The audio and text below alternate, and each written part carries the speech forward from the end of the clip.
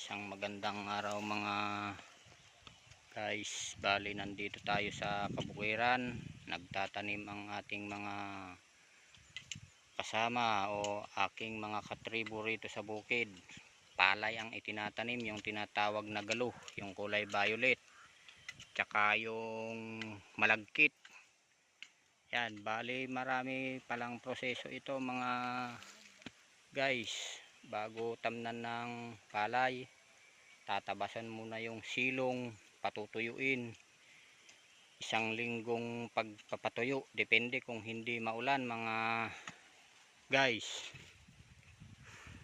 Oh, yan ang luwang ng tatamnan ng palay. Ngayon alas 4 ng hapon, kailangan na ng merienda. Tignan natin yung tinatanim ni ating, patingin nga ating yung palay. Ito, yan malalaking butil. Ito yung kulay violet na malagkit. Okay, masarap na pang merienda.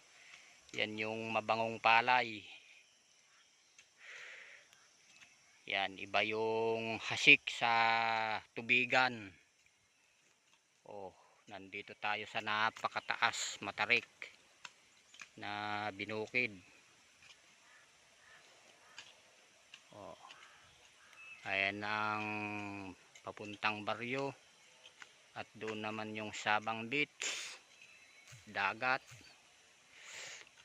Oh, yan.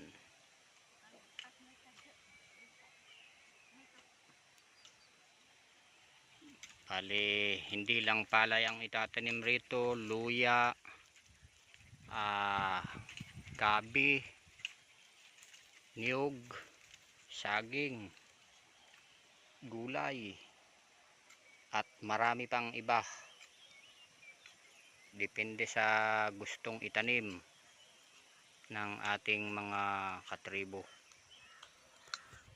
Ayan, sana inyong nagustuhan ang aking videos.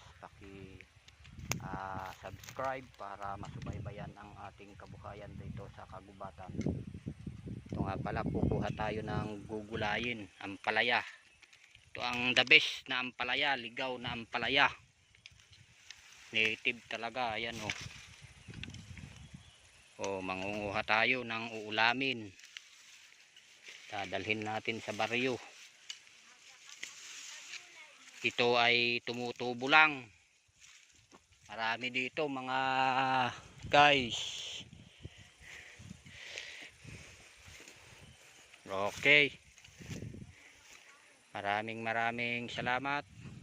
God bless po sa ating lahat.